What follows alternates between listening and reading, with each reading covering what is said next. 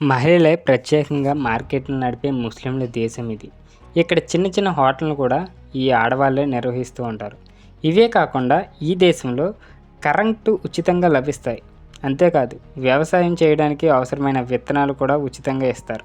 ఇక్కడ జనాభాలో 96% మంది ముస్లింలు ఉన్నప్పటికీ ఈ దేశంలో గెడ్డం పెంచుకోవడం పెద్ద గండం.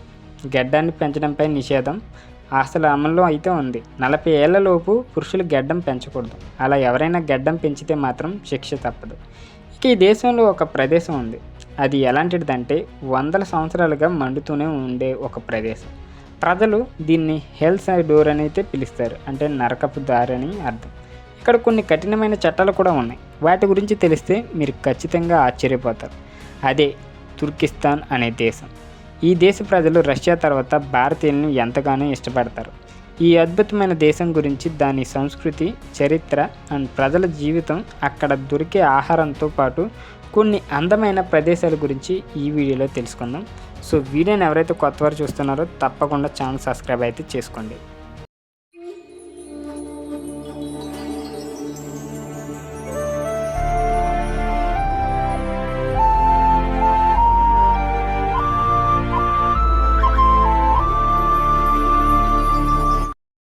మధ్య ఆసియాలోని ఒక దేశమే ఈ తుర్క్మెనిస్తాన్. సో ఈ కాస్పియన్ సముద్రపు తూర్పు తీరానికి సమీపంలో కనిపిస్తుంది. ఎడారితో నిన్న భూభాగమే ఎక్కువగా ఉంటుంది. దీన్ని ప్రపంచ పటంలో చూస్తే ఇది ఇరాన్, ఆఫ్ఘనిస్తాన్ పైన ఉజ్బెకిస్తాన్ అనే కజకిస్తాన్కి దిగువన కనిపిస్తుంది. 1993లో దేశానికి తొలి రాష్ట్రపతిగా సవర్ మురత్ నియజోవ్ ఎన్నికయ్యారు. ఈయన వచ్చే 30 ఏళ్ల పాటు అంటే 2030 వరకు దేశంలోని పౌరులందరికీ వంట చేసుకోవడానికి గ్యాస్ అండ్ విద్యుత్, నీరు వంటి ప్రాథమిక సౌకర్యాలను ఉచితంగా చేసేశారు. కానీ 26 ఏళ్ల తర్వాత 2019లో ఇక్కడ కొత్త అధ్యక్షుడు అయితే గుర్బాన్ గూలి ఈ సౌకర్యాలను ఉచితంగా ఇవ్వడం కుదరదని అయితే చెప్పేశారు. ఈ దేశ చరిత్రను ప్రజలు తెలుసుకోవాలంటే దేశ రాజధాని గురించి ముందుగా తెలుసుకోవాలి. అష్కాబాద్ కథ 1881లో ప్రారంభమైంది. రష్యన్ సైన్యం దీన్ని సైనిక అవుట్లెస్ట్లుగా ఏర్పాటు చేసుకున్నారు. దాని పేరు అష్కీ పర్షియన్ పదం. ఈ పదం పర్షియన్ నుంచి వచ్చింది, అంటే ప్రేమ నగరం అని. సో పూర్వం దీన్ని స్కిల్ రోడ్లోని ఒక చిన్న పట్టణం. ఇక్కడ వ్యాపారులు, సంచార జాతులు వారు తరచుగా సంచరించేవాళ్ళు. భయంకరమైన భూకంపం సంభవించింది. దాంతో నగరం ధ్వంసమైంది. లక్షల మందికి మరణించారు. ఈ విషాద ఘటన తర్వాత సోవియట్ ప్రభుత్వం దీన్ని పునర్నిర్మించి విశాలమైన రహదారులు, స్ట్రాంగ్గా ఉండే భవనాలను అయితే నిర్మించింది. 1991లో తుర్కిస్తాన్ అయితే స్వతంత్రం లభించింది. ఆష్కాబాద్ దేశానికి గర్వకారణంగా మారింది. అలాగే ఇక్కడ 500కు పైగా తెల్లని పాలరాలతో నిర్మించిన భవనాలు కనిపిస్తాయి. ఆష్కాబాద్ను వైట్ సిటీ అని కూడా పిలుస్తారు. అందుకే ఇక్కడ గిన్నిస్ వరల్డ్ రికార్డులో స్థానం సంపాదించుకుంది. నగరం మొత్తం మెరిసే తెల్లని రాయితో అయితే పాలరాతితో విగ్రహాలు, ఫౌంటైన్లతో నిండిపోయి కనిపిస్తుంది. ఇది ఎడారిలో మెరిసే నగరంగా అయితే కూడా పిలుస్తారు. అండ్ అంతేకాదు, ఇది దేశ జనాభాలో 15% మంది అన్నమాట. అలాగే ఇండిపెండెన్స్ వచ్చిన సందర్భంలో ఏర్పాటు చేసిన స్మారక చిహ్నం, సాంస్కృతిక కేంద్రం యొక్క పెరిస్ చక్రం వంటి ఎన్నో స్మారక గుర్తులు, చిహ్నాలు ఈ నగరానికి ఉన్న స్పెషాలిటీని అయితే చూపిస్తాయి. 1991లో ఈ దేశానికి స్వతంత్రం వచ్చాక ఇక్కడికి విదేశీ పర్యాటకులు రావడానికి వీలు లేకుండా పోయింది. అయితే తర్వాత కాలంలో పర్యాటకులు వచ్చేలా ఈ దేశంలో కొన్ని చట్టాలను కూడా చేశారు. పర్యాటకులు ఇక్కడికి వస్తారు, కానీ వారికి సొంతంగా తిరిగే స్వేచ్ఛ ఉండదు. వారు గైడ్ ఆధ్వర్యంలో టూర్ చేయవలసి ఉంటుంది. ఆ గైడ్ ఏ ప్రదేశానికి తీసుకెళ్తాడో పర్యాటకులు కూడా అక్కడికే వెళ్ళాల్సి ఉంటుంది. ఇక్కడ రూల్స్ కూడా చాలా టఫ్గా ఉంటాయి. అయితే ఇంకో ఇంట్రెస్టింగ్ విషయం ఏంటంటే ఈ మధ్య ఆసియా దేశం తుర్కిస్తాన్ని కేవలం 20% మాత్రమే ఇంటర్నెట్ వాడుతున్నారు. So Facebook, WhatsApp, Twitter and apps ఇక్కడ కనిపించవు. వెబ్సైట్లు కూడా అఫీషియల్గా పరిశీలించాకే ఓపెన్ చేయాల్సి ఉంటుంది. ఇక ప్రతి ఆన్లైన్ కదలికను ఇక్కడ అధికారులు పర్యవేక్షిస్తారు. ఇదంతా 2000 దశకంలో అయితే ప్రారంభమైందో, ఇంటర్నెట్ను అందుబాటులో వచ్చిన తర్వాతే ప్రారంభమైంది. కానీ ఇంటర్నెట్ స్పీడ్ అనేది ఇక్కడ చాలా లోగా అయితే ఉంటుంది. విదేశీ వార్తలు కానీ అండ్ ఇంకా ఇతర వార్తలనైనా చూడాలంటే ఈ దేశంలో చాలా కష్టం. దీంతో ప్రపంచంలోనే ఇంటర్నెట్ అతి తక్కువ వాడే దేశాల్లో ఈ తుర్క్మెనిస్తాన్ అయితే గుర్తింపు తెచ్చుకుంది. ఈ VPNలు కూడా ఇక్కడ పనిచేయవు, ఎందుకంటే వాటిని కూడా ఇక్కడ బ్యాన్ చేశారు. ఇక తుర్క్మెనిస్తాన్లో అయితే మరో వింత రూల్ కూడా ఒకటే ఉంది. సో ఇక్కడ ప్రతి కారు తెలుపు రంగులో లేదా లేత తెల్ల రంగులో కనిపించాలి. ఇక్కడ రూలు 2018 నుండి రాజధాని అష్గాబాద్లో నలుపు రంగు అనే ముదురు రంగులోనే కనిపించే వాహనాలను బ్యాన్ చేశారు.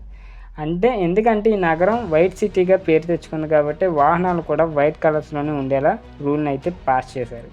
మొదట్లో ఇక్కడ వాళ్ళ ముదురు రంగు కారులను చౌకగా అమ్మేవాళ్ళు. ఎందుకంటే యజమానులు కార్లకు కొత్త రంగు కోసం డబ్బు ఖర్చు పెట్టడానికి ఎక్కువగా ఇష్టపడేవాళ్ళు కాదు. అయితే కొంతమంది యువకులు మాత్రం ఈ రూల్ని యాక్సెప్ట్ చేయడం లేదు. తమకు కొన్ని ఆశలు ఉంటాయని రంగు కార్లను ఎంపిక చేసుకోవడానికి ఈ రూల్ కరెక్ట్ కాదని అయితే వారు ఫీల్ అవుతూనే ఉన్నారు. కానీ ఆ రూల్ని ఇప్పటికీ మారదేదంటే కాదు. ఇది అలాగే ఇంకొక ఇంట్రెస్టింగ్ ఫ్యాక్ట్ ఏంటంటే ఈ దేశంలో 40 ఏళ్ళు పురుషులు గడ్డం పెంచుకోవడం నిషిద్ధం. అవును, మీరు నిన్నది నిజమే. ఇక్కడ వీధుల్లో ఎవరైనా సరే గడ్డం కనిపిస్తే పోలీసులు లాకప్లో అయితే వేసేస్తారు.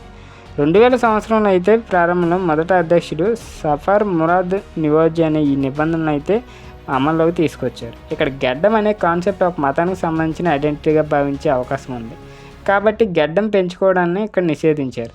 తుర్క్మెనిస్తాన్లో అయితే 95% ప్రజలు ముస్లింలు, కానీ గడ్డం లేని కారణంగా ఏ మతమో ఎవరికీ తెలిసే అవకాశం అయితే ఉండదు. ముస్లిం మతంలో గడ్డం ఒకటే వారి గుర్తింపులో భాగంగా ఉంటుంది.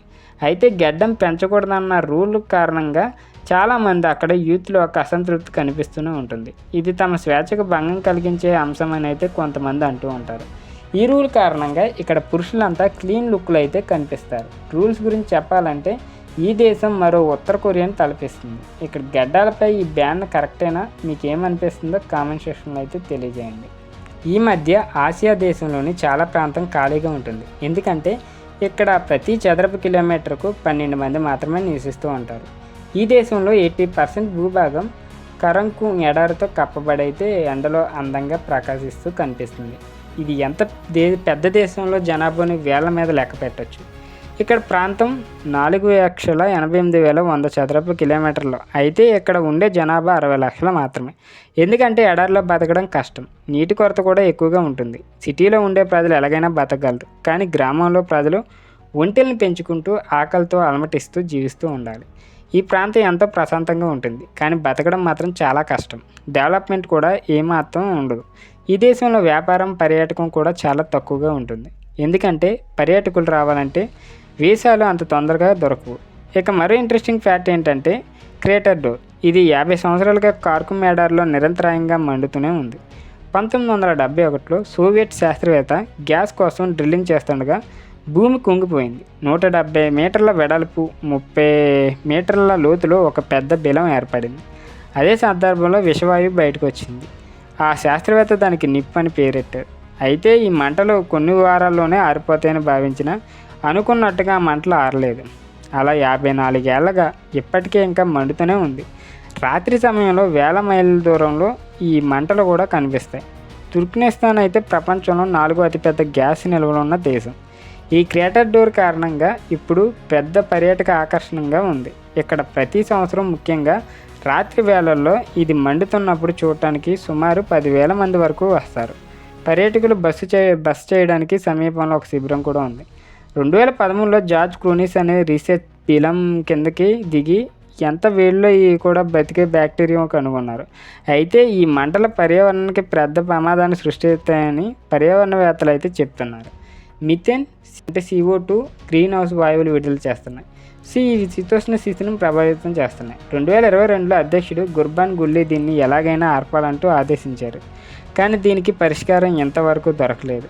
ఈ క్రేటర్ అనేది మానవ ప్రకృతి తప్పిదంగా చరిత్రలో నిలిచిపోయింది.